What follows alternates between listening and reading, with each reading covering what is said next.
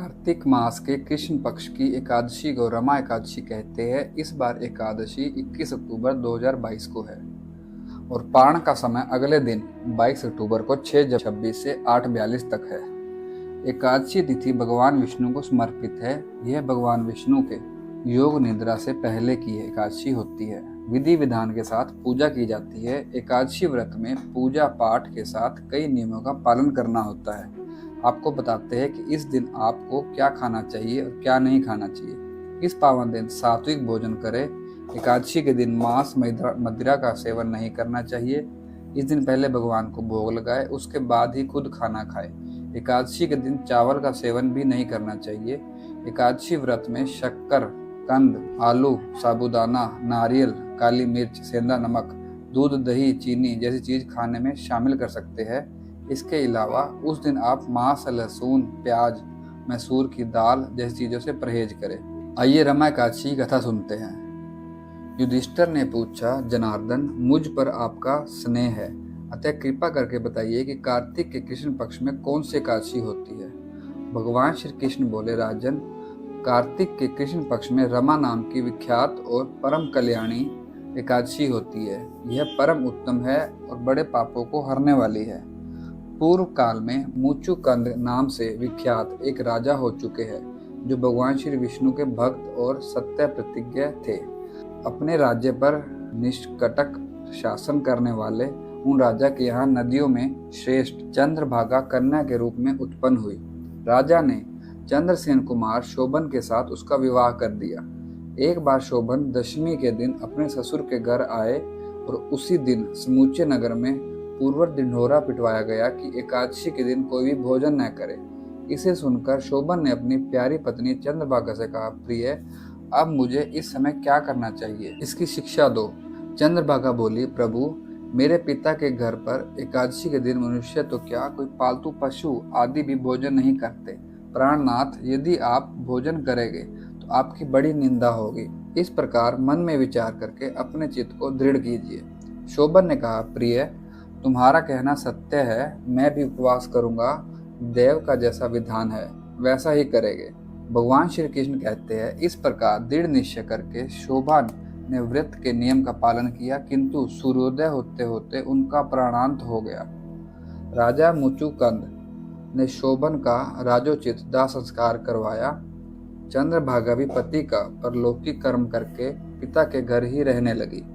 नृपश्रेष्ठ उदर शोभन इस व्रत के प्रभाव से मंदरांचल के शिखर पर बसे हुए परम रमणीय देवपुर को प्राप्त हुए।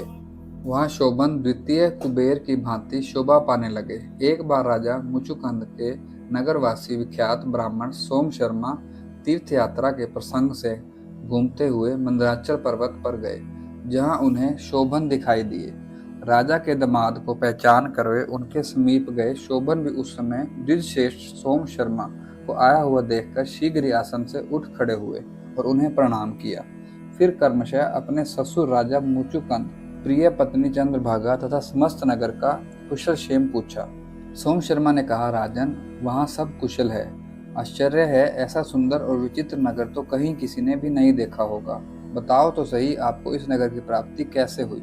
शोभन बोले, द्विजेंद्र, कार्तिक के कृष्ण पक्ष में जो रमा नाम की एकादशी होती है, उसी का व्रत करने से मुझे इस नगर की प्राप्ति हुई है। ब्राह्मण, मैंने श्रद्धाहीन होकर उस उत्तम व्रत का अनुष्ठान किया था, इसलिए मैं मानता हूँ कि यह नगर स्थायी नहीं है।